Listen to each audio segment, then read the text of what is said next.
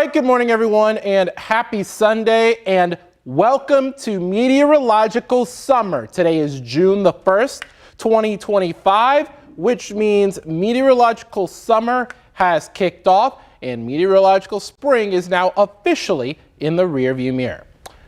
We do have some things we do need to talk about, especially when it comes to tonight's severe risk, because confidence has dropped a little bit. So let's go ahead. We're going to take it to the wall and we're going to talk a little bit more about it. But first, a moment for that amazing sunrise. That is from our Zach Theater weather camera, and it creates a really nice silhouette right there over downtown. All the lights are off.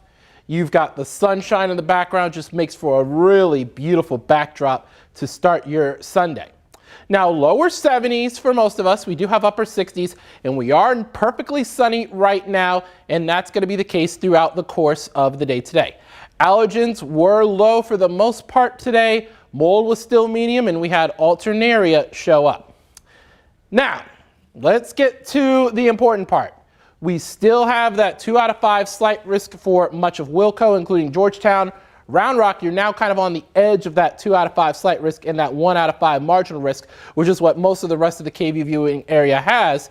But places like Cameron, out toward Giddings, Dime Box and Tanglewood, you guys are in that 2 out of 5 risk. Same story for maybe the Elgin area or just north of there. They're in that 2 out of 5 risk as well. So it's extreme northern Bastrop County, in addition to Lee, Milam, and a vast majority of Wilco.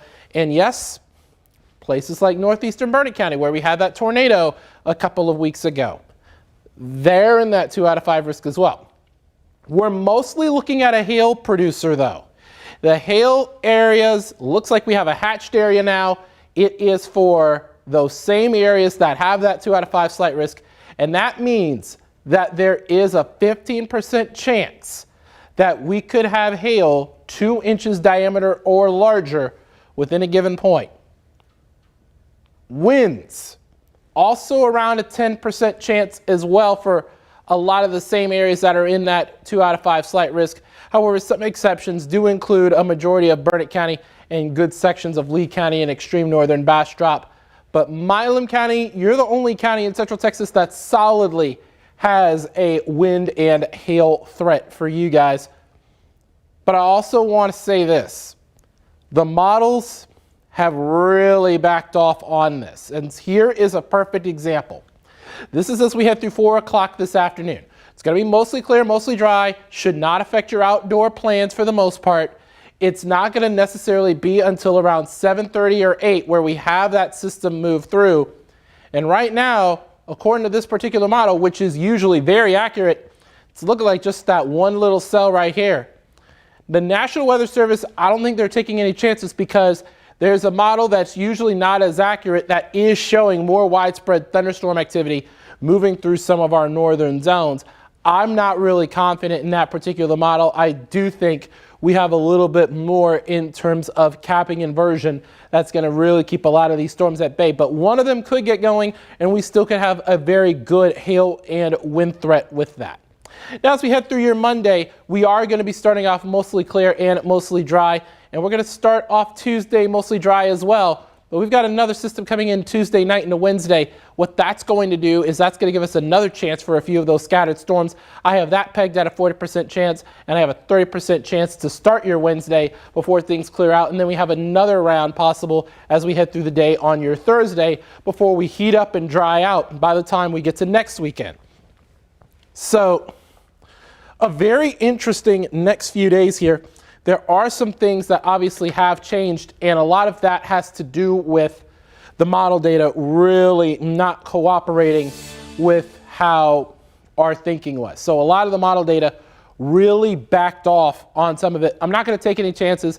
We're still going to say if anything does pop up, we do have that potential for large hail, maybe even some strong winds. And we can't rule out a brief tornado or a heavy downpour that could lead to isolated flash flooding either. So all modes of severe weather are on the table.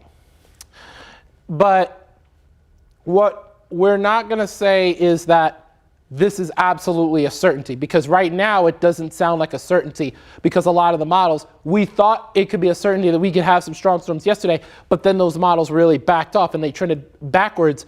But the Storm Prediction Center has not really trended backwards, because they believe that the North American Mesoscale model, that NAM model, is going to be on it when it comes to that, and that NAM model does show that line of storms still there. So they're not really taking any chances, the Storm Prediction Center in Norman, Oklahoma. They really look at a lot of the model data meticulously. They don't really have access to the graph, but the NAM and the HRRR, the Storm Prediction Center, looks at these models very meticulously, and they make a determination based off of that. And they've decided to go on the safe side and issue a 2 out of 5 slight risk. So it's better to have a slight risk for severe weather and nothing materialize than to have, say, a marginal risk or no risk, and then everything does materialize, because you want to be over prepared rather than under prepared. And I know a lot of people would complain after the fact and be like, we didn't get anything, this, that, and the third. But the reality of it is this, and I'm going to go ahead and pull the SPC thing in the boxes here. I know a lot of people will complain, we didn't get anything this, we didn't get anything that. I mean, that's great that y'all didn't get anything, actually. And the reason I say that is because if y'all did get something, more than likely you're going to end up with maybe some downed trees, down power lines because of the winds, or when we're talking about hail damage to roofs, vehicles, those kind of things. And we wanted you to be over-prepared. It's much better to be over-prepared than to be under-prepared. So that's why the Storm Prediction Center has gone with a 2 out of 5 for today for our northern zones.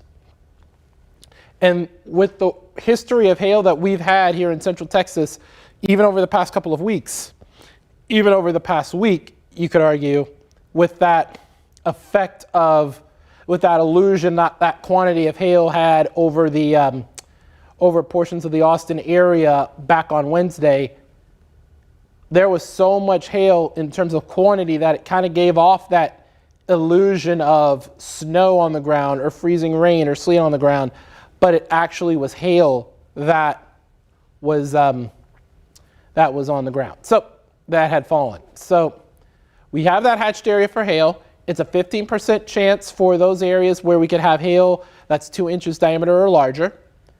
But the wind threat, we don't have the hatched area like what we had the other night. But what we do have is still a 10% risk of some damaging winds. So hail and wind are going to be your main threats. Pockets of heavy rain that could lead to isolated flooding could be one as well. And the tornado threat is like really, really, really, really, really low. It is not zero, though, as we've seen this year. Really, really, really, really low does not mean zero. And that's why we're really going to be stressing that throughout the course of this event whenever we have any more severe weather. It's too early to say for next week whether or not we get severe storms, but something you definitely want to watch this. Joseph Trevino asking about San Antonio. Don't count on severe weather in the San Antonio area. Don't count on it. A lot of everything's going to be either in the northern portions of the KVU area or up to our north and to our east over the Brazos Valley, Limestone County, up toward Corsicana. That's where your main bullseye is going to be. And for us, it's mostly going to be our northeastern counties. So don't count on San Antonio getting it. Are there any more questions? Anybody have any more questions? Doesn't look like we have any more questions. I have a show starting at 7 a.m. on KVU. We're going to break down more on this as well as your news headlines. But for now, oh wait, never mind. Alicia was asking about time frame for the storm for Bastrop County. Bastrop County, you're kind of way on the outer fringes of it, but I'm thinking right now it's looking later in the evening. I'm thinking about 6, 7, 8 o'clock. But again, it's not a guarantee. It is not a guarantee that we will have a strong storm here, because the capping inversion looks like it's starting to be a little stronger compared to the earlier model runs that had more widespread storms passing through. It's not looking very widespread. It's looking very, very isolated at best, really. Joseph Trevino says our atmosphere is zapped out. That could be part of it. Well, we did have a little bit of atmospheric recovery. We've had a long week here in Central Texas, so that could be part of it. But still, I'm not going to put all my eggs in the basket of we're likely going to have severe weather or we're likely not going to have severe weather, because really right now the needle's shifting to more not, even though we do have that 2 out of 5. But again, that doesn't mean let your guard down. If a storm does get going, hail and damaging winds are the main threat. So with that said, we've got a show coming up in about 12 minutes. So I'm meteorologist Jordan Aaronsberg, and I will see y'all on air on KVUE and right here on KVUE Plus and KVUE.com or the KVUE app, wherever you're watching me right now. And we'll have more details on this coming up.